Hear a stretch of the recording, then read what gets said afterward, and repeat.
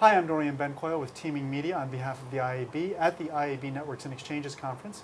We're here with Gian Lombardi, who is the SVP for Eastern Sales for YuMe. Tell me a bit about what YuMe does. YuMe is a video technology company as well as a video ad network. So we have developed ad management platform designed uniquely and specifically for video, for digital video across connected devices, whether that be web-based video, mobile video, or connected TV, IPTV video. And on top of that platform, we also have an ad network business where we are aggregating inventory across hundreds of publishers that have available video inventory and bundling it up and selling it to agencies and advertisers. There isn't that much, we're not really quite there yet for the level of availability of video inventory like we are in text. I mean, you were saying there were trillions of impressions in, I guess, text display advertising now. Video, we don't have trillions yet, do we? No, we're still talking single, maybe double-digit billions in terms of monthly streams. So you're talking about an order of magnitude less inventory in the in-stream video space than in the display world. So you're not going to be able to, in video, buy in some of the sliced and diced and finely targeted, honed, different ways that you can yet in video?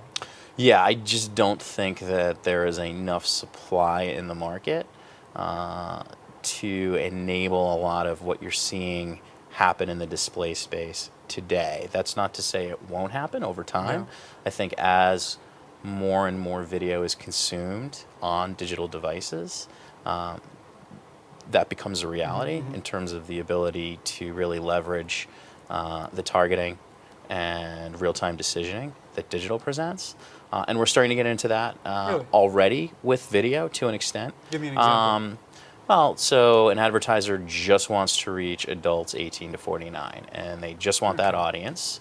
We're able to audience target to users we know to be just 18 to 49. But if I say I want to reach only 18 to 49 in these 6 DMAs or these 24 zip codes, you start to you can cut it a little thin when you start overlaying small DMAs on top of demo targeting. So we wouldn't necessarily sell a guaranteed audience buy on top of a geographic target unless it was a sufficiently large geo target.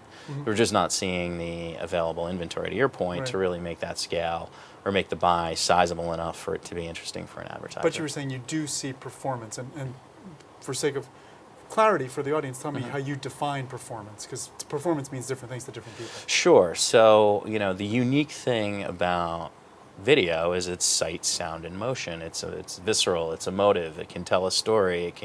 It can inspire emotional response on the part of a viewer in the way that maybe a banner ad or a display ad really can't. Marshall McLuhan, the most powerful medium known to man, at the time he called it TV, but it's really sight, sound, and motion.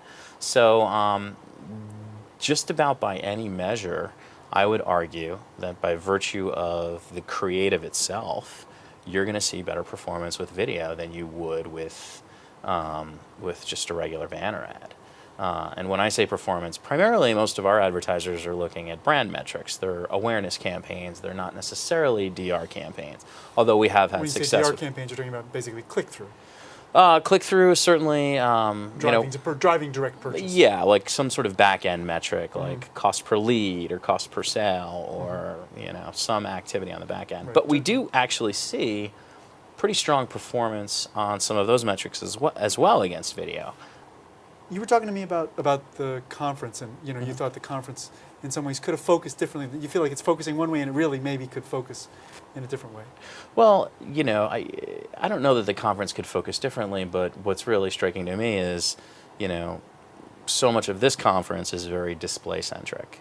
And in the display world, I think what we're seeing is all of the data providers and decisioning layers and real-time bidding and DSPs and trading desks and all that. I think what we're seeing is, because of just a really whacked out supply versus demand issue on the display side, you're seeing the economics of display start to mimic search, right? I only want to pay for results. I only want to put the ad in front of relevant users. It becomes almost 100% direct response. And the term you use with people trying to eke out incremental pieces of incremental dollars. Right. Eke out little. I forget exactly how you put it. Yeah. You said eking out. You know, Small it's slivers. a 10 or 15% lift in click-through rate might be a big win because of semantic technology that gets overlaid in the display space. And, you know, feel like instead of looking at that eking out, that people should. Well, I think, you know, you have to look at the internet as a really viable brand medium. The difference between direct response and brand advertising is the brand advertiser is willing to wait a little longer to see the sale materialize and is more interested in awareness and changes in perception as opposed to a quickly quantifiable ROI. And you're finally seeing the television folks who have always been brand advertisers for the most part, at least the big dollars, start to take online video very seriously as a complement to television as a branding medium. So I think so much of what we're hearing here is very DR focused, and there's a bigger story to be told around the branding power that digital media can deliver. TV is growing, and these other things are growing, and your web is the biggest, but the others are coming up. Yep. And do I get a single metric for all of them, or? Yeah, I mean, we can at a census level, we can tell you exactly how many impressions were delivered. In about 30 seconds, maybe 45 seconds, what do you see coming? What is, what are the next steps in the technology? Yeah. What are you excited about, or fearful of even? What I'm really excited about is that traditional TV, as it has historically been bought and sold, will be forced to provide the same levels of targeting and measurement and accountability that digital has had to provide for the last 15, 16 years. So is that YuMe's play? YuMe is going to say, you know what, if the broadcast advertisers can't do it and the cable advertisers can't do it, we're going to do it because it's moving into the IPTV world. So come to us and we'll give you the TV advertising. I mean, that's certainly part of it, but there's also a big part of our strategy is an acknowledgement that consumers are going to watch video wherever they want to, whenever they want to. And you know, there's data to suggest they're going to do it against the best screen. In the living room, they're going to watch it on their 52-inch flat screen. On the train platform or in the bar with friends, it's going to be the mobile device. In their office, it's going to be on the computer. So video sort of becomes screen agnostic. You're going to watch it wherever you want to. And as does all content. Yeah, exactly. So that's a big bet that we're making, being a provider against that growing consumer trend. All right. Well, John, it's great to meet you. Absolutely. Thank Nice you. to talk to you. Thanks.